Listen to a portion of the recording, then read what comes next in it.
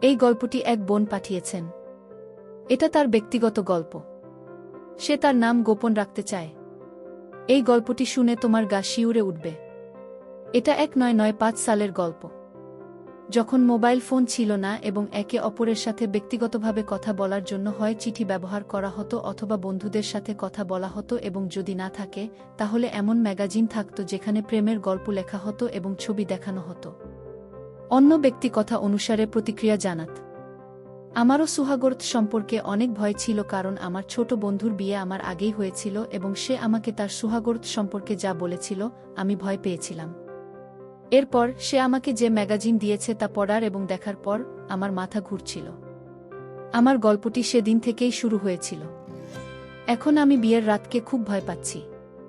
আমি তোমার কাছ থেকে বিবাহবিচ্ছেদ নিতে চাই। আমি বিয়ের রাতের যন্ত্রণা মোটেও সহ্য করতে পারব না। আমি ব্যথা সহ্য করতে চাই না। তুমি আমাকে বিবাহবিচ্ছেদ দাও।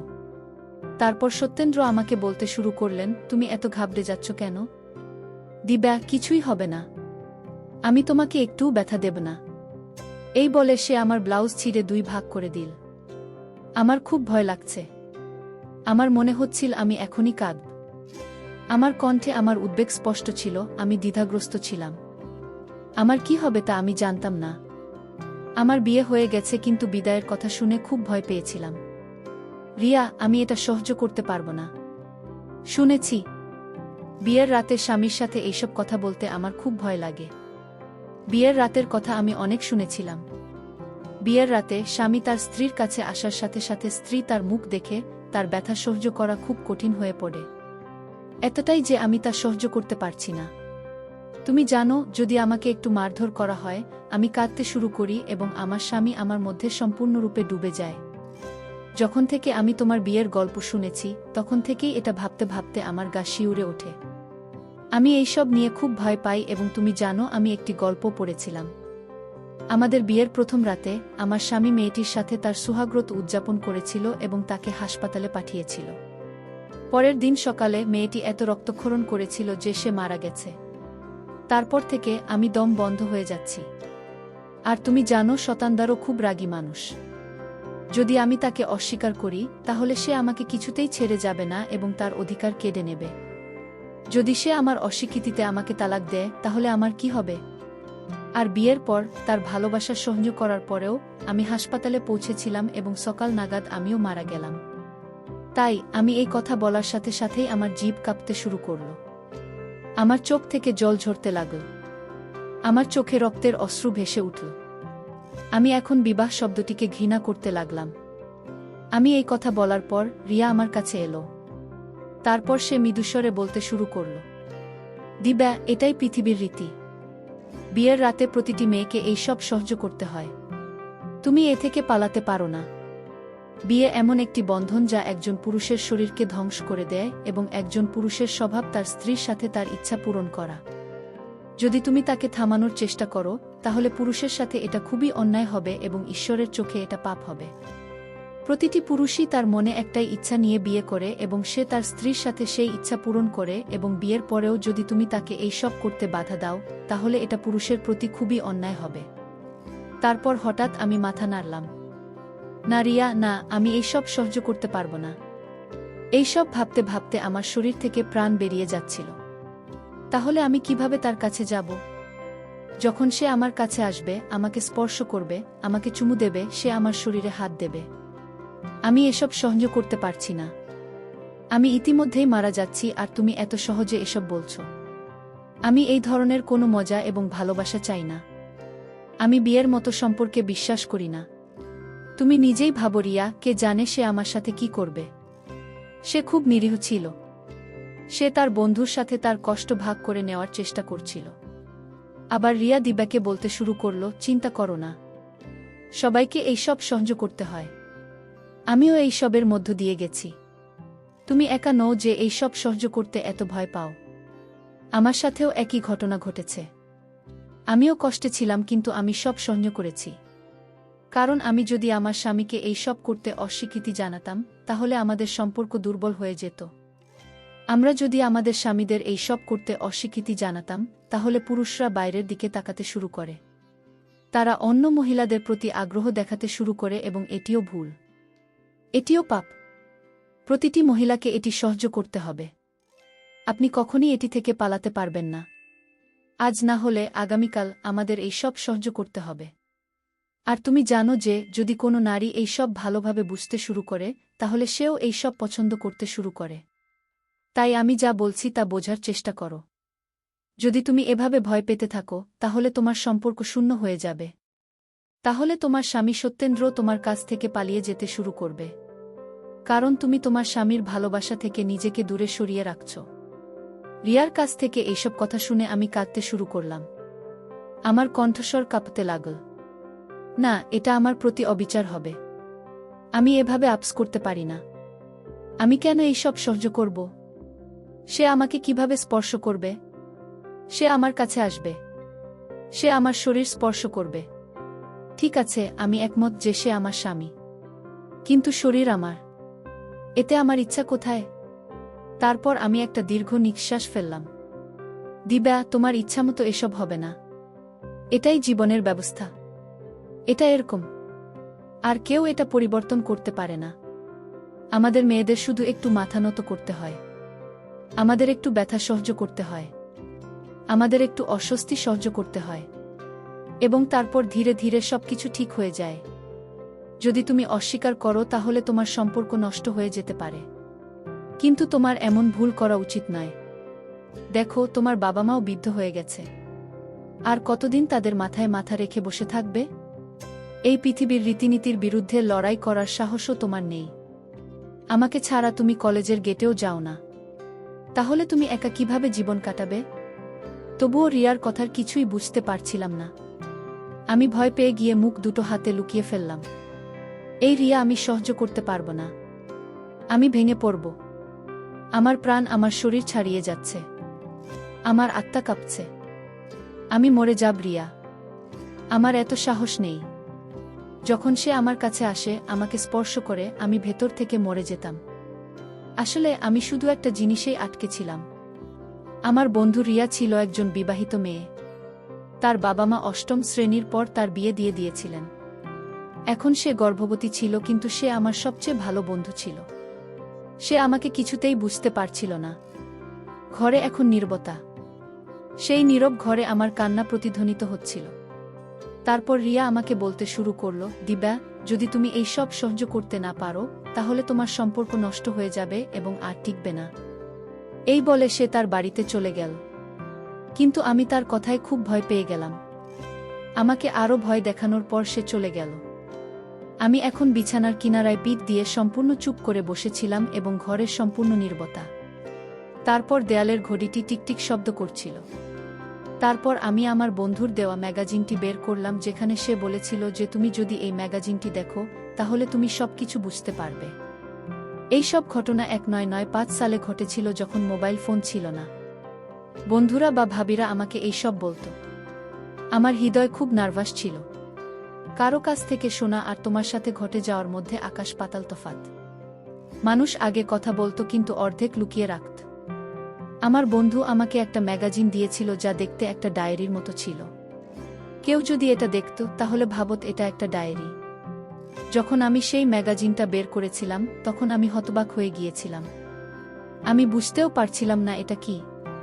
আমি বারবার ম্যাগাজিনের পাতা উল্টাতে থাকলাম। তারপর আমি একটা ভিন্ন ছবি দেখতে পেলাম। এটা স্বামীর অধিকার যা স্ত্রীর পূরণ করা উচিত এবং স্বামীর ইচ্ছা পূরণ করা স্ত্রীর কর্তব্য। আমার চোখ আবার ভিজে গেল। যখন আমি সেই ম্যাগাজিনে ছবিটা দেখলাম তখন হাতুড়ির মতো আমার বুকে বৃষ্টি হচ্ছিল। একজন মহিলা সবসময় ব্যথা অনুভব করেন, কিন্তু তাকে তা সহ্য করতেই হয়। সময়ের সাথে সাথে ভালোবাসা গড়ে ওঠে, কিন্তু শারীরিক সম্পর্ক অপরিহার্য। এটি একটি শারীরিক ক্ষুধা। যদি একজন মহিলা তার স্বামীর ভালোবাসা প্রত্যাখ্যান করেন তাহলে তাদের সম্পর্ক দুর্বল হয়ে যায় এবং মজাও এই সবের মধ্যে নষ্ট হয়ে যায়। যে এটিকে উপভোগ হিসেবে মনে করেছিল তার জীবন খুব আরামে কেটে যায়, এবং যে এটিকে ব্যথা হিসেবে অনুভব করেছিল সে তার পুরো জীবন ব্যথার মধ্যে কাটায়। আমি এটি পড়ার সাথে সাথেই আমি সেই ম্যাগাজিনটি ছুঁড়ে ফেলে বালিশে মুখ লুকিয়ে কাঁদতে শুরু করি। আমার কান্নার শব্দ ঘরে প্রতিধ্বনিত হচ্ছিল। আমি খুব ভয় পেয়েছিলাম। আমি নিজেকে বোঝাতে পারিনি। এমনকি আমার হৃদয়ে কি আছে তা কাউকে বলতেও পারিনি। এই ভেবে আমি ভয় পেয়েছিলাম 2 বছর পর যখন আমাকে বিদায় দেওয়া হবে, তখন সে অবশ্যই আমাকে পোশাক ছাড়াই দেখতে পাবে। তার ইচ্ছা পূরণ করা এবং তার প্রতিটি কথা মেনে চলা আমার কর্তব্য, এবং তার ভালোবাসা সহ্য করা একজন নারীর কর্তব্য, এবং আমি কিভাবে এই সব করতে পারব? এই জিনিসটিই আমাকে অনেক কষ্ট দিচ্ছিল। কিছু মুহূর্ত ধরে আমি মাথা নিচু করে কাঁদতে থাকলাম, যেন আমার হৃদয়ে একটা বন্ধ নদী বইতে শুরু করেছে, যা এখন বইতে শুরু করেছে। আমার বিয়ের পর 2 বছর হয়ে গেছে। এখন বিদায় অপেক্ষায় ছিল, এবং বিদায় পেয়ে আমি আমার জীবন নষ্ট করতে চাইনি। আমি বিদায় গ্রহণ করব না। আমি ব্যথা সহ্য করতে চাই না। আমি বারবার এই সব বলছি। আমি নিজেকে বোঝাতে চেষ্টা করছিলাম যে আমি এখনও নিজেকে বাঁচাতে পারি। কিন্তু সত্যেন্দ্রকে খুব রাগান্বিত দেখাচ্ছিল। সে কিভাবে আমার কথা শুনবে? সে আমাকে খুব ভালোবাসে এবং মরে যাবে, কিন্তু আমাকে ছেড়ে যাবে না। হায় ঈশ্বর, আমি কি করব? আমি কিভাবে সত্যেন্দ্রকে এই সব কথা বলবো? আমি আমার চোখের জল মুছে ফেললাম এবং কিছুক্ষণ চিন্তা করার পর কাপা হাতে আমার ডায়েরি তুলে সত্যেন্দ্রের জন্য একটি চিরকুট লিখলাম। সেই চিরকুট লেখার পর আমি তার একটি পাতা ছিঁড়ে আমার প্রতিবেশীর সন্তানের মাধ্যমে চিঠিটি পাঠিয়ে দিলাম। সত্যেন্দ্রের বাড়ি খুব বেশি দূরে ছিল না। সত্যেন্দ্র আমার প্রতিবেশীর আত্মীয় ছিল। আমি জানতাম যে যদি আমার পরিবার এই কথা জানতে পারে, তাহলে আমি সত্যেন্দ্রকে বোঝানো পর্যন্ত বিশ্রাম নেব না। তার উচিত আমার সাথে সম্পর্ক ছিন্ন করা। যদি সে আমাকে এত ভালোবাসে, তাহলে আমার ভয় বুঝতে পেরে সে নিজেই পিছিয়ে যাবে। যখন আমি নিজেই তাকে প্রত্যাখ্যান করব, তখন সে কখনই আমাকে গ্রহণ করতে পারবে না। কিন্তু আমি কিভাবে জানতাম? সত্যেন্দ্র উড়ন্ত পাখির ডানাও গুনতে পারত। আমি এটা শুনেছিলাম। সে কিভাবে তার হাত থেকে তার ভালোবাসা ছিঁড়ে দেবে? আমি একটা দীর্ঘ নিঃশ্বাস ফেলে সত্যেন্দ্রকে চিঠিটি লিখলাম। সত্যেন্দ্র, আমি তোমার সাথে দেখা করতে চাই। আমি কি তোমার বাড়িতে আসতে পারি? আমার মন খুব ভীত ছিল। সত্যেন্দ্র আগেও আমাকে তার বাড়িতে ফোন করেছিল। সত্যেন্দ্রের মাও অনেকবার আমাকে তার বাড়িতে ফোন করার চেষ্টা করেছিলেন, কিন্তু আমি প্রতিবারই কোনো না কোনো অজুহাত দেখিয়ে তা স্থগিত করতাম। কিন্তু আজ ওর বাড়িতে যাওয়ার কথা ভাবতেই আমার হাত পা কাঁপতে শুরু করল। কয়েকদিন পর চিঠির উত্তর এলো। হ্যাঁ, এসো। আমার ঘরের সব দরজা তোমার জন্য খোলা। দরজা খোলা আছে। কেউ তোমাকে থামাবে না। যদি তুমি বলো, আমি নিজেই তোমাকে নিতে আসব। সে আমাকে খুব স্নেহের সাথে উত্তর দিল। সে আমার সাথে খুব স্নেহের সাথে কথা বলছিল। যদি সে একটুও জানত যে তার জন্য আমার মনে কি চলছে, তাহলে সে আমার পা ভেঙে ফেলত। তার এত ভালোবাসায় ভরা চিঠি দেখে আমার হাত পা কাঁপতে শুরু করল। আমি ভয়ে মরে যাচ্ছিলাম। সত্যেন্দ্রের মুখোমুখি হতে আমার সবসময় খুব কষ্ট হতো। তারপর আমি দ্রুত সেই চিঠির উত্তর লিখেছিলাম। আমি সেই মেয়ের মাধ্যমে আবার পাঠিয়েছিলাম। আমি সেই চিঠিতে লিখেছিলাম, না, আমি নিজেই তোমার সাথে দেখা করতে আসব। শুধু বলো তুমি কখন বাড়িতে থাকবে। তারপর সে উত্তর দিল, আমি 5:00টায় পোস্ট অফিস থেকে বাড়ি আসব। হ্যাঁ, তোমার কোনো চিন্তা করার দরকার নেই। তোমার আগমনে আমার মাও খুশি হবেন এবং তোমার কোনো চিন্তা করা উচিত নয়। আমার মা তোমাকে কিছু বলবে না এবং আমি তোমার মাকে কিছু বলতে দেব না। শুধু এসো আমার প্রিয়। আমি তোমার জন্য অধৈর্য হয়ে অপেক্ষা করছি। আমি খুশিতে ধন্যবাদ লিখেছিলাম এবং তারপর আমি খুব স্বস্তি পেয়েছিলাম। একটা নতুন দ্বিধা আমাকে ঘিরে ধরল। কিন্তু এখন আমি মোটেও চুপ থাকতে চাইছিলাম না। এখন আমি সত্যেন্দ্রের কাছ থেকে উত্তর চাইছিলাম। এই সম্পর্ক থেকে এবং নিজের কাছ থেকেও। আমি একবার নিজেই এই সমস্ত তথ্য পেতে চাইছিলাম। আমি জানতাম যে এই সব ভুল। আমার এত তাড়াহুড়ো করে সিদ্ধান্ত নেওয়া উচিত নয়। এই বিষয়ে আমার কোনো বড় ব্যক্তির পরামর্শ নেওয়া উচিত। কিন্তু তারা যেমন বলে, বয়স যত বেশি তত বেশি চিন্তাভাবনা। আমি কোনো কারণ ছাড়াই আমার ঘর নষ্ট করার জন্য বদ্ধপরিকর ছিলাম। আমি সারা রাত এই বিভ্রান্তিতে কাটিয়েছি এবং তারপর সকাল হয়ে গেছে। কিন্তু আমি কিছুই বুঝতে পারিনি যে আমি আমার বাবা মায়ের সাথে কিভাবে কথা বলবো। আমি কিভাবে তাদের বলব যে আমি সত্যেন্দ্রের সাথে দেখা করতে চাই। কিন্তু আমাকে কোনোভাবে তাদের বলতে হয়েছিল। এখন এই পর্যায়ে পৌঁছানোর পরে আমি সাহস হারাতে চাইনি। আমি সাহস সঞ্চয় করে রান্নাঘরে গেলাম। তারপর ধীরে ধীরে বললাম, মা, আমি আজ আমার স্বামী সত্যেন্দ্রের সাথে দেখা করতে চাই। আমি কেবল বুঝতে পেরেছিলাম যে আমি কত কষ্টে মাকে এই কথাগুলো বলেছি। এই কথাগুলো বলার সময় আমি খুব লজ্জা পাচ্ছিলাম। মা ঘুরে আমার দিকে খুব গম্ভীরভাবে তাকালেন। তুমি সত্যেন্দ্রের সাথে দেখা করার প্রয়োজন বোধ করছো কেন? এখন তোমার বিদায়ের আর মাত্র 3 মাস বাকি। আর এখন এই ধরনের সাক্ষাৎ হওয়া উচিত নয়। এই ধরনের সাক্ষাৎ সম্পর্ক নষ্ট করে এবং বিদায়ের দিন কনের মুখ ভালো দেখায় না। এখন কেবল বিদায়ের দিনই দেখা করা উচিত। এমন পরিস্থিতিতে যদি তুমি মাঝে মাঝে দেখা করতে থাকো, তাহলে ঈশ্বর না করুন যদি তোমার স্বামীর আবেগ বিভ্রান্ত হয়। যদি এই সাক্ষাৎগুলির মধ্যে তুমি গর্ভবতী হও, তাহলে আমরা কোনো আত্মীয়দের জবাব দেব? সবাই গসিপ করবে এবং সবাই তোমাকে দোষারোপ করবে। সে গোপনে সবকিছু ব্যাখ্যা করেছিল। তারপর আমি নিচু স্বরে বলতে শুরু করলাম, মা, আমার তার সাথে গুরুত্বপূর্ণ কিছু নিয়ে কথা বলতে হবে। আমাকে কিছুক্ষণের জন্য তার সাথে দেখা করতে দাও। সে আমাকে 6টায় বলল। আমি 1:00টা সময় দিয়েছি। আমি 2 ঘন্টা পরে ফিরে আসব। মা, দয়া করে আমাকে যেতে দাও। মা চিন্তিত ছিলেন। ছেলে, তোমার বাবা রাগ করবেন। তিনি নিজেই বলেছিলেন যে এখন বিদায়ের দিন ঘনিয়ে আসছে, তাই তুমি তার বাড়িতে যেতে পারবে না। ছেলে, এটা আমাদের সকল পরিবারের সম্মানের প্রশ্ন এবং আমি যা বলছি তাতে একটু মনোযোগ দাও। একজন পুরুষের কোন ধর্ম বা বিশ্বাস নেই।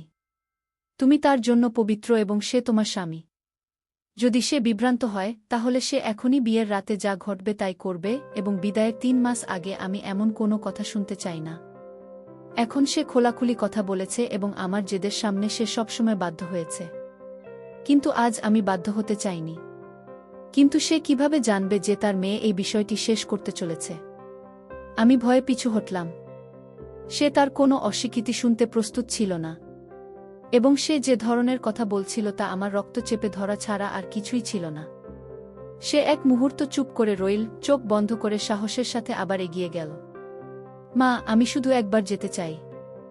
আমি কথা দিচ্ছি আমি দেরি করব না। ঈশ্বরের দোহাই, তুমি আমার মা। আমাকে বোঝার চেষ্টা করো।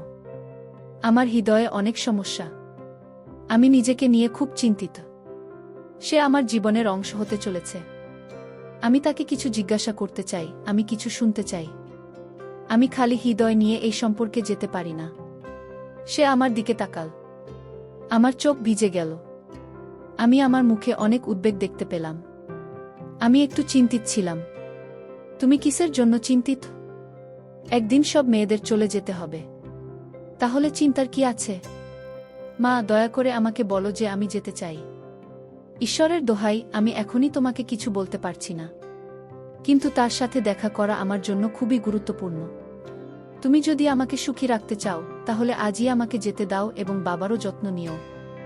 সে আমার দিকে গভীরভাবে তাকাল। কিন্তু আমার মুখের অবস্থা বুঝতে পেরে সে আমাকে মৃদু এবং রাগান্বিতভাবে বলল, ঠিক আছে, যাও। কিন্তু একটা কথা মনোযোগ দিয়ে শোনো। সন্ধ্যা 6:00টা বেজে গেছে, তাই না? তাহলে তোমার সন্ধ্যা 7:00টার মধ্যে বাড়িতে পৌঁছানো উচিত। তোমার বাবা যেন কিছু না জানেন। তার আগে বাড়ি ফিরে এসো। আমি তাড়াতাড়ি হ্যাঁ বলে মাথা নাড়লাম এবং মায়ের পা ছুঁয়ে বললাম, আমি সময়মতো আসব। তুমি চিন্তা করো না। তারপর আমি রান্নাঘর থেকে আমার ঘরে চলে এলাম। এখন সময় এভাবেই কেটে যাচ্ছিল। এখন 6টা, তখন প্রায় 1:00 হতে চল এবং আমি আস্তে আস্তে দরজা খুললাম, মাথায় একটা দোপাট্টা দিলাম এবং দরজা বন্ধ করে রাস্তার কোণে দাঁড়ালাম। আমার মুখে প্রচণ্ড উদ্বেগ। আমার পা দ্রুত গতিতে এগোচ্ছিল। কিছুক্ষণের মধ্যেই আমি রিকশায় বসে চলে যাচ্ছিলাম। রিকশায় বসে আমি কেবল এই কথাটাই ভাবছিলাম। পরিবারের সদস্যদের সম্মতিতে এই বিয়ে হয়েছে। সবাই বলল যে এই জুটিটা খুব সুন্দর, সম্পর্কটা খুব ভালো। কিন্তু বিয়ের কয়েকদিন আগে আমি জানতে পারলাম যে এটা কোনো কাকতালীয় ঘটনা নয়। বরং সত্যেন্দ্র আমাকে একটা বিয়েতে দেখেছিলেন এবং আমাকে দেখার সাথে সাথেই তিনি তার হৃদয় হারিয়ে ফেলেছিলেন। তিনি আমাকে তার হৃদয়ে বাস করিয়েছিলেন এবং ধীরে ধীরে তার পরিবারের সদস্যদের বোঝাতে পেরেছিলেন এবং আমাদের সম্পর্ক ঠিক করে দিয়েছিলেন। আমি এটা জেনে খুব অদ্ভুতভাবে খুশি হয়েছিলাম। এইসব কিভাবে হবে? কাউকে একবার দেখার পর কে জীবনের একটা সিদ্ধান্ত নিয়েছে। আমি ভেবেছিলাম যে হয়তো এটাই ভালোবাসা এবং আমি খুব ভাগ্যবান। বিয়ের দিন আমার মুখে অনেক খুশি ছিল। একটা অন্যরকম আভাস ছিল। আমার মনে হচ্ছিল আমি এখন ভালোবাসায় ভরা নিরাপদ জীবনের দিকে এগিয়ে যাচ্ছি। কিন্তু সেই রাতে যখন বিয়ের পর সত্যেন্দ্র আমার কাছে এসে আমার কানে ফিসফিস করে বলল, আমি নিজেকে সামলাতে পারছি না। আমি তোমাকে আমার বাড়িতে নিয়ে যেতে চাই এবং সারা রাত তোমার সৌন্দর্য দেখতে চাই। আমি তোমাকে জড়িয়ে ধরতে চাই। আমি তোমার উপর আমার ভালোবাসা বর্ষণ করতে চাই। আমি তোমার সাথে আমার অনুভূতি সংযুক্ত করতে চাই। কিন্তু ভাগ্য ঠিক করেছে যে আমি কেবল তোমার সাথেই বিবাহিত। আমাদের পরবর্তী সাক্ষাৎ বিদায়ের পরই নির্ধারিত হবে। তুমি যত তাড়াতাড়ি সম্ভব তোমার পড়াশোনা শেষ করো যাতে আমি তোমাকে গ্রহণ করতে পারি। আমার ভেতরে কিছু ভেঙে গেছে। এই কথার পর আমার শান্তি উধাও হয়ে গেছে। আমার চিন্তাভাবনার উপর একটা বোঝা চাপা পড়েছে। আমার মনে হয়েছে যে ভালোবাসার মূল কেবল শরীরের ক্ষুধার উপর নির্ভরশীল। আবারও অদ্ভুত লাগতে শুরু করেছে। আমার মনে একটা প্রশ্ন জাগছে, এটাই কি সেই জীবন যার স্বপ্ন আমি দেখেছিলাম? তারপর জীবন এভাবেই চলতে লাগল। দ্বাদশ শ্রেণীর পরীক্ষা শেষ হওয়ার সাথে সাথে বিদায়ের আলোচনা তীব্রতর হতে লাগল। তারিখ ঠিক হয়ে গেল। মাত্র 3 মাস বাকি ছিল। কিন্তু আমার ভেতরে একটা জ্বর উঠেছিল। যত দিন যাচ্ছে আমার হৃদয় উদ্বিগ্ন হয়ে উঠছে। আমার মন ঘুরতে শুরু করেছে। আমার মনে হচ্ছে যেন আমাকে এমন এক দেয়ালের দিকে ঠেলে দেওয়া হচ্ছে যার পিছনে অন্ধকার আর আগুন। আমি মনে মনে একটা দৃঢ় সিদ্ধান্ত নিয়ে ফেলেছি। আমি আর চুপ করে থাকব না। রিকশায় বসে থাকাকালীন আমার হৃদয় সিদ্ধান্ত নিয়েছে যে আমি সত্যেন্দ্রের সাথে খোলাখুলি কথা বলবো। আমাকে এই সম্পর্ক শেষ করতে হবে। যে সম্পর্ক আমার মর্যাদার জন্য নিরাপদ নয় তা আমার জীবনের অংশ হতে পারে না। রিকশাটি রাস্তায় পরিণত হয়ে গেল। সামনে বোর্ড দেখতে পেলাম। সত্যেন্দ্রের বাড়ি খুব কাছেই ছিল। আমি আমার দোপাট্টা ঠিক করলাম। কাপা হাতে গেটে বাজালাম। আমি আমার নার্ভাসনেস লুকানোর চেষ্টা করলাম এবং চোখ বন্ধ করলাম। শেষবারের মতো নিজেকে বুঝিয়ে বললাম, এখন যা বলার আছে খোলাখুলি বলতে হবে। যদি আমি ভয় পাই তাহলে সবকিছুই অকেজো হয়ে যাবে। ঠিক আছে, নিজেকে সামলাও। আমার মনে যা আসে তাই করব। আমি কোনোভাবে নিজেকে বুঝিয়ে বললাম। কিছুদূর যাওয়ার পর আমি তার বাড়িতে পৌঁছে গেলাম। দরজা দিয়ে ঢুকতেই ডান দিকে একটা বড় উঠোন ছিল। সবকিছুই প্রাসাদের মতো লাগছিল। আমি রিকশা থেকে নেমে কাপা কাপা পদক্ষেপে এগিয়ে গেলাম। আমার হৃদস্পন্দন এখন খুব দ্রুত শুরু হয়ে গেল। মনের মধ্যে এক অদ্ভুত অস্থিরতা নিয়ে আমি তার বাড়িতে গেলাম। সত্যেন্দ্রের মা সেখানে বসেছিলেন। আমাকে দেখার সাথে সাথে তিনি হেসে উঠে দাঁড়ালেন। ওহ দিব্যা বেটা, তুমি এসেছ। সে আমার কাছে এসেছিল। আসার সময় সে এই কথা বলছিল। আমি যখন তার পা ছুঁয়েছিলাম সে আমাকে ভালোবাসায় আশীর্বাদ করেছিল। সে আমার কপালে চুমু খেয়েছিল। আমি তার পা ছুঁয়েছিলাম। ওহ ঈশ্বর, তোমাকে যেন খারাপ দৃষ্টির অভিশাপ না দেয়। তুমি দেখতে এত সুন্দর। আজ তুমি আমাদের বাড়িতে কিভাবে এলে? আমার বিশ্বাসই হচ্ছে না যে আমার পুত্রবধূ আমার বাড়িতে এসেছে। তার কথাগুলো ভালোবাসায় ভরা ছিল। আমি ঘাবড়ে গিয়ে একটু পিছনে সরে মাথা নিচু করে বললাম, মাসি, সত্যেন্দ্র আমাকে ফোন করেছিল। আমি গোল গলায় কথা বলছিলাম। সত্যেন্দ্র আমাকে ফোন করেনি। আমি নিজেই সেখানে এসেছিলাম। কিন্তু আমি মাসিকে মিথ্যা বলেছিলাম যে সত্যেন্দ্র আমাকে এখানে ডেকেছে। তারপর মাসি আমাকে সোফার দিকে ইশারা করলেন। বসো ছেলে, সব ঠিক আছে? তোমার মা বাবা কেমন আছেন? আমিও এখন সোফায় বসেছিলাম। কিন্তু আমার হাত পা কাঁপছিল। আমার হৃদয় জোরে জোরে স্পন্দিত হচ্ছিল। হ্যাঁ, সবকিছু ঠিক আছে মাসি। আমি সত্যেন্দ্রের সাথে দেখা করতে এসেছি। সে বলেছিল যে তুমি 6:00টার মধ্যে আসবে। তারপর মাসি হেসে বললেন, হ্যাঁ, সে বলছিল যে তুমি আসবে। তুমি ভালো করেছ। তুমি এটা ঠিক করেছ। মিটিংয়ে তোমাদের পড়াশোনার কথা বলতে হবে। তুমি এটা করতে পারো। সর্বোপরি সে তোমার স্বামী এবং এটা ভালো। একে অপরের কথা বুঝতে পারো। তাই বিয়ে হয়ে গেছে। তোমাদের চলে যাওয়ার আর মাত্র 3 মাস বাকি। একে অপরের সাথে তোমাদের মনের কথা শেয়ার করো।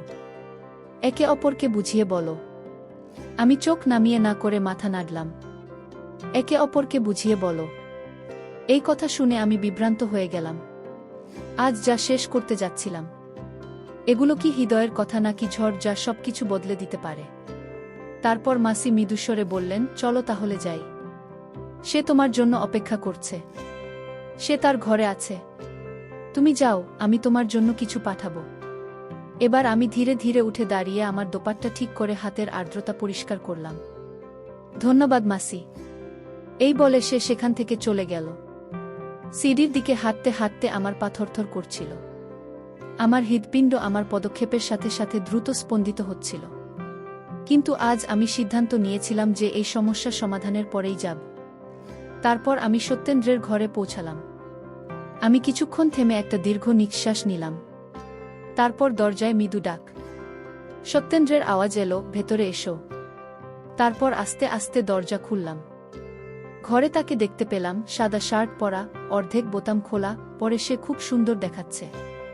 আমাকে দেখে সত্যেন্দ্র হেসে দ্রুত উঠে দাঁড়াল। আজ আমার ভালোবাসা আমাকে এতটাই মিস করছিল যে সে নিজেই আমার বাড়িতে আমার সাথে দেখা করতে এসেছে। সে ধীরে ধীরে আমার কাছে এসে আমার কোমরে আলতো করে হাত রেখে আমাকে তার দিকে টেনে নিল। না হলে আমার প্রিয় স্ত্রী কখনো এমন কিছু কামনা করেনি। তুমি কি জানো আজ আমি কতটা খুশি? আমি এত খুশি যে এর কোনো সীমা ছিল না। আমার হৃদস্পন্দন জোরে জোরে স্পন্দিত হতে শুরু করে। আমি একেবারে চুপ করে দাঁড়িয়ে রইলাম। সত্যেন্দ্র আমার মুখের দিকে তাকিয়ে মৃদুস্বরে বলল, তোমার জন্য আজ আমি আমার দোকানের অনেক লোককে মিষ্টি দিয়েছি। আজ আমি খুব খুশি। এখন বলো তুমি আমার সাথে কি কথা বলতে চাও, না হলে আগে একটা কাজ করে নাও। চলো একটু রোমান্স করি। তারপর তোমার গুরুত্বপূর্ণ কথাও শুনবো। কুশে আমার গালের দিকে ঝুঁকে আমাকে জ্বালাতন করতে লাগল। কিন্তু আমি তাড়াতাড়ি হাত বাড়িয়ে তাকে থামালাম। না সত্যেন্দ্রজি, আগে আমার কথা শোনো। তারপর তুমি যা করতে চাও তাই করো। কি আমার সারা শরীর বিষণ্ণতায় ভিজে গেল এবং আমার কণ্ঠে একটা অদ্ভুত কম্পন। সত্যেন্দ্র এক মুহূর্ত থামল। তারপর সে আমার চোখের দিকে তাকিয়ে বলল, দেখো, যখন আমি কিছু করব তুমি নিজেই লজ্জায় লাল হয়ে যাবে। আমার মুখ সত্যিই লজ্জায় লাল হয়ে গেল। আমার চোখ নিচু হয়ে গেল। আমাকে দেখে সত্যেন্দ্র হেসে ফেটে পড়ল। সে আমার কপালে আলতো করে চুমু খেতে শুরু করল এবং আমাকে আদর করে জড়িয়ে ধরে বিছানার দিকে নিয়ে গেল। আমাকে বিছানায় বসাতে গিয়ে সে খুব গম্ভীরভাবে বলল, আচ্ছা, এখন বলো তো কি হয়েছে। আমি মাথা তুলে চোখ মুছে ফেললাম। এবার সময় এসেছে আমার মনের কথা খোলাখুলি বলার। এটা এমন একটা জিনিস যা সম্পর্ক বদলে দিতে পারে এবং সবকিছু শেষ করে দিতে পারে। কিন্তু আজ আমি এখানে সবকিছু শেষ করার ইচ্ছা নিয়ে এসেছি। আমি একটা দীর্ঘ নিঃশ্বাস ফেলে মৃদুস্বরে বললাম, সত্যেন্দ্র, আমি তোমার কাছে অনেক আশা নিয়ে এসেছি। আমার কণ্ঠস্বর খুব নিচু ছিল, যেন ভেতরে ভেতরে কোনো ভয় আমাকে কিছু বলতে বাধা দিচ্ছিল। মাঝখানে কোনো বাধা ছিল না। সে শুধু খুব মনোযোগ সহকারে আমার দিকে তাকিয়েছিল। আমার কথা শুনে সে সম্পূর্ণ বিভ্রান্ত হয়ে গেল। তারপর আমি নিচু স্বরে বললাম, তুমি সবসময় বলো যে তুমি আমাকে ভালোবাসো। তুমি আমাকে অনেক ভালোবাসো। বিয়ের রাতে তুমি যেসব কথা বলেছিলে তা এখনও আমার মনে আছে। সেই রাতে যখন তুমি আমার কানে এই কথাগুলো ফিসফিস করে বলেছিলে, আমি হেসে ফেলিনি কিন্তু ভয় পেয়ে গিয়েছিলাম। আজ আমি সত্যেন্দ্রের কাছ থেকে কিছু লুকাতে চাইনি। আমি তাকে সবকিছু খোলাখুলিভাবে বলতে চেয়েছিলাম যাতে আজই প্রতিটি ভুল বোঝাবুঝির অবসান হয়। আমি চোখের পাতা তুলে সত্যেন্দ্রের চোখের দিকে তাকাতে লাগলাম। কিন্তু আমার সাহস ছিল না। ভয়ে আমি তাকে জড়িয়ে ধরেছিলাম। কেবল আমার ঈশ্বরই জানতেন সেই সময় আমি সেখানে বসে থাকার জন্য এত সাহস সঞ্চয় করেছিলাম। আমি আমার হৃদয়ের অবস্থা বলতে বসেছিলাম। আমি খুব স্পষ্ট ভাষায় কথা বলেছিলাম। আমার মনে হয় তুমি আমার শরীর এবং আমার সৌন্দর্যকে ভালোবাসো। আমি তোমাকে দোষ দিচ্ছি না।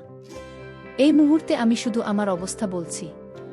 তোমার মতো একজন মানুষের জন্য এই সব স্বাভাবিক হবে। কিন্তু সত্যেন্দ্রজি, এই সব আমার জন্য খুব কঠিন।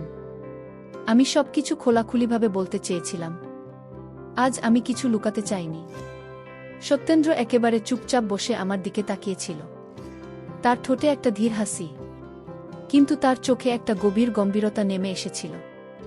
আমি একটু কাঁপতে কাঁপতে বললাম, আমি জানি আমি ভুল কথা বলছি। এটা সব বলার সময় নয়, হয়তো সুযোগও নয়। তুমি কষ্ট পাবে, তোমার হৃদয় কষ্ট পাবে। কিন্তু আমি অসহায়। আমি এমনভাবে থামলাম যেন কথাগুলো আমার গলায় আটকে আছে। তারপর নিজেকে সামলে নিয়ে বললাম, আমি তোমার ভালোবাসা এবং তোমার ইচ্ছা সহ্য করতে পারছি না। আমি খুব ভয় পাচ্ছি। সত্যেন্দ্রজি, আমি তোমার কাছ থেকে বিবাহবিচ্ছেদ চাই। আমার হৃদস্পন্দন খুব জোরে হচ্ছিল। মনে হচ্ছিল যেন যে কোনো মুহূর্তে গলা দিয়ে বেরিয়ে আসবে।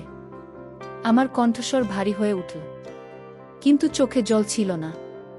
আমি এখন এই সম্পর্ককে এগিয়ে নিতে চাই না। মধুচন্দ্রিমার রাতের মতো শব্দে আমি ভয় পাচ্ছি। তোমার ইচ্ছা আমার ভয়ে পরিণত হয়েছে। আমি খুব অসহায়। আমি তোমাকে আমার হৃদয়ের অবস্থা বলছি। যদি তোমার কোনো কিছুতে খারাপ লাগে, আমি ক্ষমা চাই। সত্যেন্দ্র কিছু বলল না। তার মুখে কোনো বিস্ময় বা রাগ ছিল না। সে শুধু চুপচাপ আমার দিকে তাকিয়ে রইল, যেন প্রতিটি শব্দ তার ভেতরে মিশে যাচ্ছে। অবশেষে আমি কিছু বলার জন্য চোখ বন্ধ করে ফেললাম। তারপর আমি মৃদুস্বরে বললাম, আমি তোমার সাথে থাকতে চাই না। আমি বিবাহবিচ্ছেদ চাই। আমি কেবল জানি আমি কতটা কষ্ট করে এই কথাগুলো বলেছি। ঘরের সবকিছু এক মুহূর্তের জন্য থেমে গেল। আমার কাঁপতে থাকা কণ্ঠস্বর বাতাসে রয়ে গেল। সত্যেন্দ্রের ঠোঁটে এখনও একই রকম মাঝারি হাসি, কিন্তু তার চোখ অন্য কিছু বলছিল। হয়তো প্রশ্ন, হয়তো দুঃখ, এই সবই নীরবতার মধ্যে লুকিয়েছিল। আমি শেষ কথাটা বলতেই শেষ কথাটা বললাম। সত্যেন্দ্র একটা দীর্ঘ নিঃশ্বাস ফেললেন। খুব শান্তভাবে আমার দিকে তাকিয়ে বললেন, ঠিক আছে, তুমি যা বলছো তা আমি বুঝতে পারছি। কিন্তু আমি তোমার উপর রাগ করছি না, আর তোমার কথার উপরও রাগ করছি না। খুব শান্তভাবে কথা বলছিল। সে আমার মন বুঝতে পেরেছিল এবং 2-8 বছর বয়সী একজন তরুণ, বুদ্ধিমান ছেলে ছিল। আমার মতো 1-8 বছর বয়সী মেয়ের কথা সে সহজেই বুঝতে পারত। আমি অবাক হয়ে তার দিকে তাকালাম, যেন আমি বিশ্বাস করতে পারছি না যে একজন মানুষ আমার কথা এত নরমভাবে সহ্য করতে পারে। কারণ আসার আগে, যখন আমি রিয়ার সাথে এই বিষয়ে কথা বলেছিলাম, তখন সে খুব রেগে গিয়েছিল। থাকুক, তুমি কেন তোমার জীবন নষ্ট করতে চাইছ? বিয়ে করা এত বড় সমস্যা ছিল না। কিন্তু আমি বুঝতে পারছিলাম না সে কি বলছে এবং ইচ্ছাকৃতভাবে এখানে এসেছিল। কিন্তু আমার মনে একটা ভয়ও ছিল। রিয়া আমাকে বলেছিল যে পুরুষরা এমন কথা সহ্য করে না। যদি সে তোমার মুখ থেকে এমন কথা শোনে, তাহলে সে তোমাকে ছেড়ে যাবে না, বরং পুরো পরিবারকে সিদ্ধান্ত নিতে বসিয়ে দেবে। কিন্তু এখানে সমস্যাটা উল্টে গেছে। তারপর সতীন্দ্র আমার সামনে মাথা নিচু করে আমাকে আস্তে করে জিজ্ঞাসা করল, আচ্ছা বলো তো, কে তোমাকে এইসব কথা বলেছে? আমার কথা শুনে সে কেন অনুমান করেছিল জানি না। এটা আমার ভাষা ছিল না। আমি খুব নির্দোষ ছিলাম। আমি যে বড় কথা বলেছিলাম তা তার কাছে স্পষ্টভাবে দৃশ্যমান ছিল। আমি অন্য কারো কাছ থেকে সম্পূর্ণ ভুল তথ্য নিয়ে তার কাছে এসেছিলাম। আমি কিছুক্ষণ ভাবলাম এবং তারপর সত্যেন্দ্রকে বলতে শুরু করলাম, সত্যেন্দ্রজি, সে আমার বন্ধু রিয়া, তাই না? সে আমাকে বলেছিল যে সে আমার সবচেয়ে ভালো বন্ধু। বিয়ের দিন সে তোমার সাথে আমার পরিচয় করিয়ে দিয়েছিল। সে একই রকম। সত্যেন্দ্রের মনে পড়ল। আমি কথা বলতে থাকলাম। রিয়ার বাবা মা তাকে 8ম শ্রেণীর পর বিয়ে দিয়েছিলেন এবং 2 বছর পর তাকে বিদায় দিয়েছিলেন। এখন আমার বিদায় হতে চলেছে। তাই বিয়ের রাতগুলো আমার ভয় করে। সে আমাকে বলেছিল যে বিয়ের প্রথম রাতটা খুব বেদনাদায়ক। স্বামীর অনেক স্নেহ সহ্য করতে হয়। আর আমার দিকে তাকাও, আমি জোরে চিৎকার করি, এমনকি যদি আমাকে একটি সূচো বিধে এবং আমি সেই ব্যথা সহ্য করতে পারি না। এবং তারপর আমার উপর তোমার সম্পূর্ণ অধিকার আছে। আমি ইতস্তত করে থেমে গেলাম যখন আমি এই কথাগুলো বললাম। আমার নেশার কারণে এই কথাগুলো ইতিমধ্যেই আমার জিহ্বা থেকে বেরিয়ে এসেছিল। যখন তুমি আমার মধ্যে প্রবেশ করবে, আমি কিভাবে এই যন্ত্রণা সহ্য করতে পারব? আমার কথা শুনে সত্যেন্দ্র খুব জোরে হেসে উঠল। আমি কোনো ধরনের ঘোমটা দেইনি। আমার কথা শুনে সে অবাক হয়ে গেল এবং সে আমার প্রতি তার হৃদয়ের তৃপ্তি পর্যন্ত প্রেমে পড়ে গেল। সে কয়েক মুহূর্ত ধরে হাসতে থাকল। তারপর সে আমার দিকে ঝুঁকে হেসে বলল, শোনো, আজ আমি তোমার হৃদয় থেকে সমস্ত ভয় দূর করে দেব। তোমার ভেতরে কোনো ভয় থাকবে না, আর তুমি তোমার জিভ থেকে বিবাহবিচ্ছেদের মতো শব্দ উচ্চারণ করবে না। তোমার কোনো আতঙ্কও থাকবে না। আমি চিন্তায় তার দিকে তাকালাম। আমি তার চোখে আটকে গেলাম। কেমন সত্যেন্দ্রজি, তুমি আমার ভয় কিভাবে দূর করবে? তারপর সত্যেন্দ্র স্নেহের সাথে আমার হাত নিজের হাতে নিয়ে বলল, ঠিক যেমন প্রতিটি স্বামী তার স্ত্রীকে ব্যাখ্যা করতে চায়। আমি কিছু না বলেই তোমাকে সবকিছু ব্যাখ্যা করব। তোমার প্রতিটি প্রশ্নের উত্তর আমি তোমার চোখে লিখে দেব। কিন্তু যখন তুমি এই সবের জন্য প্রস্তুত হবে, তখন আমি আরও কিছু বলার আগেই সে হঠাৎ আমার কাছে এসে দাঁড়াল। বিছানায় আমাদের মধ্যে কিছুটা দূরত্ব ছিল। তাকে আমার এত কাছে আসতে দেখে আমি ঘাবড়ে গেলাম এবং পিছনে সরে গেলাম। কিন্তু তারপর সত্যেন্দ্র হঠাৎ আমার কোমরে হাত রাখলেন এবং আমাকে খুব কাছে টেনে নিলেন। আমাদের দুজনের মুখ একে অপরের নিঃশ্বাসে জ্বলজ্বল করছিল। আমি কিছু বুঝতে পারার আগেই সে আমার ঘাড়ে আকুতিতে ঝুঁকে পড়ল, যেখানে আমার সমস্ত শরীর তার ভালোবাসায় কাঁপছিল। সে আমার ঘাড়ে যতটা ভালোবাসায় ঝুঁকেছিল, আমার সমস্ত শরীরও একইভাবে কাঁপছিল। আমি তার কাছ থেকে দূরে সরে যাওয়ার চেষ্টা করছিলাম, কিন্তু এখন তার হাত ধীরে ধীরে আমার কোমরে জাদুর মতো নড়াচড়া করছিল, যার কারণে আমার সমস্ত শরীর সম্পূর্ণ অসাড় হয়ে যেতে শুরু করেছিল। কিন্তু আমি তাকে থামানোর চেষ্টা করলাম, কিন্তু আমি নিজেই তার ভালোবাসায় ডুবে রইলাম। কখন আমার ঘাট থেকে দোপাট্টা খুলে গেল, কখন আমার শার্ট খুলে গেল, আমি কিছুই বুঝতে পারলাম না। আমি নিয়ন্ত্রণ হারিয়ে তার বুকে চলে গেলাম। সত্যেন্দ্র ধীরে ধীরে আমার শরীরে চুমু খেতে শুরু করল এবং আমিও তাকে তা করা থেকে বিরত রাখতে পারলাম না। তারপর ঘরে 2 ঘন্টা ধরে নীরবতা। আমি ঠিক তার কোলে শুয়েছিলাম। ক্লান্তিতে আমার মুখ ফুলে গিয়েছিল। আমার সমস্ত চুল ছড়িয়ে ছিটিয়ে ছিল এবং আমার মুখের উপর শুয়ে পড়েছিল। তারপর সত্যেন্দ্র আমাকে মৃদুস্বরে জিজ্ঞাসা করলেন, এখন তোমার ভয় চলে গেছে? তুমি খুব একটা ব্যথা পাওনি, তাই না? আমিও চোখ খুলে ফেললাম। তারপর আমি তাকে বলতে শুরু করলাম, তুমি আমার সাথে ভালো ব্যবহার করনি সত্যেন্দ্রজি, আমি তোমাকে কখনো ক্ষমা করব না। আমি শুধু তোমার সাথে কথা বলতে এসেছিলাম। তুমি আমার সাথে এই সব করেছ। আমি কথা বলা বন্ধ করে দিয়েছিলাম। লজ্জায় আমার মুখ লাল হয়ে গিয়েছিল। তারপর সত্যেন্দ্র আমার কোমল নাক স্পর্শ করে হেসে উঠল। সে স্নেহপূর্ণ ভাষায় বলল, আমার প্রিয় স্ত্রী, আমার ভালোবাসা, তোমাকে বোঝানো খুবই জরুরি ছিল। তুমি বোকামি করে একটা বড় পদক্ষেপ নিতে, যা শুধু তোমার ক্ষতিই করত না, আমাদের একে অপরের থেকে আলাদাও করত। আর আমি এমন কিছু করতে চাইনি যা আমাকে আমার জীবন থেকে দূরে সরিয়ে দেয়। আমি তোমাকে পৃথিবীর অন্য কারো চেয়ে বেশি ভালোবাসি। তোমার প্রতি আমার ভালোবাসাকে খারাপভাবে নেওয়া উচিত নয়। এখন তোমাকে এই সব বোঝানো খুবই জরুরি হয়ে পড়েছিল। আমি তোমার স্বামী। আমি অপরিচিত নই। সতীন্দ্রের কথা শোনার পর আমার হৃদয় শান্তিতে ভরে গেল। আমার ভয় চলে গেল। এখন আমি বিয়ের রাত নিয়ে ভয় পাইনি।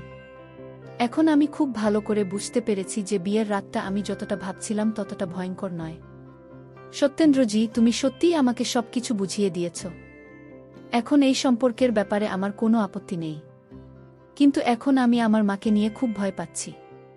বিদায়ের আগে আমাদের মধ্যে এই সব ঘটেছিল। এখন আমি আমার মাকে কি বলবো? তখন সত্যেন্দ্র বলল, এতে ভয় পাওয়ার কি আছে? আমি তোমার স্বামী। তুমি এত ভয় পাওয়াচ্ছ কেন? তোমার উপর আমার পূর্ণ অধিকার আছে। ভয়ের কি আছে? চিন্তা করো না। আমি তোমাকে এই সপ্তাহে বিদায় করে দেব এবং তোমাকে ফিরিয়ে আনব এবং তারপর পুরো সপ্তাহের জন্য তোমার জন্য আমার জীবন উৎসর্গ করব। আমি শুনেছি যে আমার গাল লজ্জায় লাল হয়ে গেছে।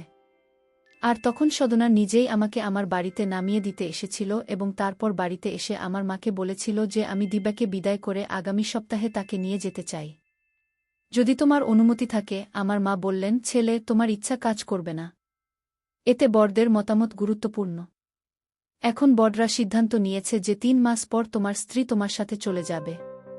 তাই তুমি এই শুভ সময় পরিবর্তন করতে পারবে না। এখন তুমি বাড়ি যাও। আমি শুনেছি যে আমার পায়ের তলা থেকে মাটি সরে গেছে। মা স্পষ্টভাবে অস্বীকার করেছিলেন এবং আমার সাথে যা ঘটেছে তা আমি কিভাবে আমার মাকে এটি সম্পর্কে বলব, কারণ এটি আমার দোষ ছিল। সর্বোপরি উভয় পরিবার তাদের নিজস্ব বিষয়ে রাজি হয়েছিল, কিন্তু আমার সাথে একটি বড় দুর্ঘটনা ঘটেছিল। আমি সেদিনের সাক্ষাতের পর গর্ভবতী হয়েছিলাম। আমার মাসিকও আসছিল না। কিন্তু আমি আমার মাকে এটি বলতে পারিনি এবং আমি সত্যেন্দ্রের সাথে আর দেখা করতে পারিনি। কিন্তু আমি সত্যেন্দ্রকে একটা চিঠি লিখেছিলাম। আমি তাকে সব বলেছিলাম। সত্যেন্দ্র আমার চিঠির উত্তর দিয়ে বলেছিল যে ঠিক আছে, তুমি এটা গোপন রাখো। নইলে পরিবারের সদস্যরা যদি জানতে পারে তাহলে উভয় পরিবারেরই অপমান হবে। বিদায়ের আগে আমি গর্ভবতী হয়েছিলাম। আমি কাউকে এই কথা বলিনি এবং অধৈর্য হয়ে সেই দিনের জন্য অপেক্ষা করতে থাকি। কিন্তু কারো ভাগ্যে যা লেখা আছে তা কেউ এড়াতে পারে না। আমার বিদায়ের দিন সত্যেন্দ্রের হঠাৎ হার্ট অ্যাটাক হয় এবং তিনি ঘটনাস্থলেই মারা যান। এই খবরটি আমার জন্য কোনো বিপর্যয়ের চেয়ে কম ছিল না। সত্যেন্দ্রের সাথে আমি যা করেছি তা আমি কাউকে বলতে পারিনি এবং কেউ বিশ্বাস করেনি। একইভাবে যখন অনেক দিন কেটে গেল এবং আমার পেট ফুলে উঠতে লাগল, সবার পায়ের তলা থেকে মাটি সরে গেল, মা আমাকে দেখেই চিন্তিত হয়ে পড়লেন। কখন এটা হলো? আমি মাকে সত্যি করে সব বললাম। মা যখন তাদের বাড়িতে এই খবর পাঠালেন তখন তারা বিশ্বাস করতে প্রস্তুত ছিলেন না। তারা বললেন যে না, এটা আমার ছেলের রক্ত হতে পারে না। আমরা এখনও সেই মেয়েটিকে বিদায় জানাইনি, তাহলে এই বাচ্চাটি আমাদের কিভাবে হতে পারে? তারা এই সন্তানকে দত্তক নিতে অস্বীকৃতি জানায় এবং আমি বিধবা হয়ে যাই। আমিও একটি সন্তানের মা। আমার বাবা মা আমাকে ক্ষমা করে দিয়েছিলেন, কিন্তু আমি নিজেকে কখনোই ক্ষমা করতে পারিনি। তারা বলেছিল যে আমরা তোমাকে আবার বিয়ে দেব, আমরা এই সন্তানকে রাখব। আমি আর বিয়ে করতে চাইনি। আমি এই সন্তানকে শিক্ষিত করতে চেয়েছিলাম। কয়েক বছর পর আমি নিজের জন্য একটি চাকরিও খুঁজে বের করেছিলাম। পুরো পরিবারে আমাদের ত্যাগ করা হয়েছিল। আমি এসবের পরোয়া করিনি, কিন্তু এসবের আমার বাবা মায়ের উপর বিরাট প্রভাব পড়েছিল। তারা প্রতিদিন আমার কথা ভেবে তাদের শরীরকে দুর্বল করে দিচ্ছিল। কিন্তু আমি জাগতিক বিষয়গুলো ছেড়ে দিয়ে বাঁচতেও শিখেছিলাম এবং আমি সেই সন্তানের সাথেই থাকছিলাম। এখন আমি আপনাদের জিজ্ঞাসা করতে চাই, আমার কি আবার বিয়ে করা উচিত নাকি? আমার ছেলেও অনেক বড় হয়েছে এবং আপনারা যেখানেই আমার ভিডিও দেখেন, কমেন্টে আপনাদের শহর এবং রাজ্যের নাম বলুন। আপনাদের মন্তব্য পড়তে আমার খুব ভালো লাগে। আমি তাদের সকলকে অনেক ধন্যবাদ জানাতে চাই। যারা আমার ভিডিও দেখেন, লাইক এবং শেয়ার করুন। আজকের গল্পটি যদি আপনাদের ভালো লাগে তাহলে ভিডিওটি লাইক করুন এবং আপনার বন্ধুদের সাথে শেয়ার করুন। আর হ্যাঁ, যদি আপনি এখনও আমাদের চ্যানেলটি সাবস্ক্রাইব না করে থাকেন তাহলে দয়া করে সাবস্ক্রাইব করুন। আগামীকাল আবার দেখা হবে আরেকটি নতুন আকর্ষণীয় গল্প নিয়ে। সবসময় আপনার ভালোবাসা এবং স্নেহ আমার উপর রাখুন। সকল বন্ধুদের প্রতি আমার ভালোবাসার শুভেচ্ছা। সুখী থাকুন, সুস্থ থাকুন, শান্ত থাকুন।